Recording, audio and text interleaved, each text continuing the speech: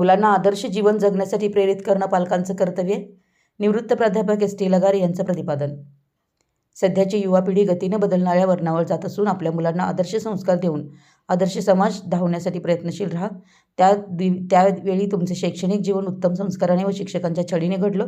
पण सध्याच्या या बदलच्या काळात आपल्या मुलांना सर्व काही सुविधा मिळत आहेत, मात्र आदर्श संस्काराचा अभाव दिसून येतोय. तेव्हा मुलांना जीवन आदर्श घडवण्यासाठी पालकांची जबाबदारी महत्त्वाची आहे, असं मार्गदर्शनपर मत व्यक्त करताना सेवानिवृत्त प्राध्यापक एस टी लगारे म्हणाले. बीडखेडा येथील लट्टे शिक्षण संस्थेच्या BS संयुक्त पदवीपूर्व कॉलेज सन 1983-84 या शैक्षणिक वर्षातील 10वीच्या कन्नड व मराठी विद्यार्थ्यांच्या वतीनं तब्बल 42 वर्षांनी देशभक्त रत्नापन्ना कुंभार सभागृहात रविवार दिनांक 10 रोजी आयोजित करण्यात आलेल्या गुरुवंदना कार्यक्रमप्रसंगी लगारे हे अध्यक्ष म्हणून बोलत होते. निवृत्त शिक्षक SB सुतार, RB Khot, SB Nimbalkar, SN Khot, Shrimati VS Khot, RB Sankpal, DB Malgave, BD जनगौडर, AV मुलगत्ती, Kumar Patil, Laxman Kaurava या सेवानिवृत्त शिक्षकांचे सकाळी 10 वाजता आगमन होताच उपस्थित सर्व माजी विद्यार्थ्यांनी पुष्पवृष्टी करून शिक्षकांचं भव्य स्वागत केलं. प्रथम हायस्कूलच्या आवारातील दिवंगत अण्णासाहेब लठ्ठे व रत्नापा शेट्टी यांच्या प्रतिमेस माजी शिक्षक प्रमुख पाहुणे यांच्या हस्ते मालार्पण करण्यात आलं.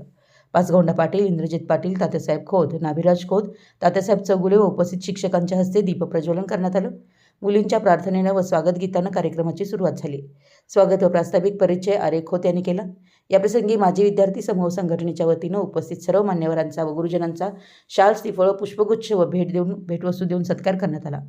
यावेळी माजी विद्यार्थ्यांच्या वतीनं AB ऐमाळे, पद्मश्री खोत, गीता वेर्णेकर यांनी आपलं मनोगत व्यक्त करून गतस्मृतींना उजाळा दिला व आपल्या शिक्षकांच्या विषयी कृतज्ञतापर भावना व्यक्त केल्या.